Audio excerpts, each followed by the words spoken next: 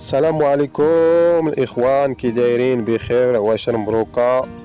اليوم غادي نوريكم القفل ديال 40 طريقه كيفاش يخدم وكيفاش غنحلو الى خسر.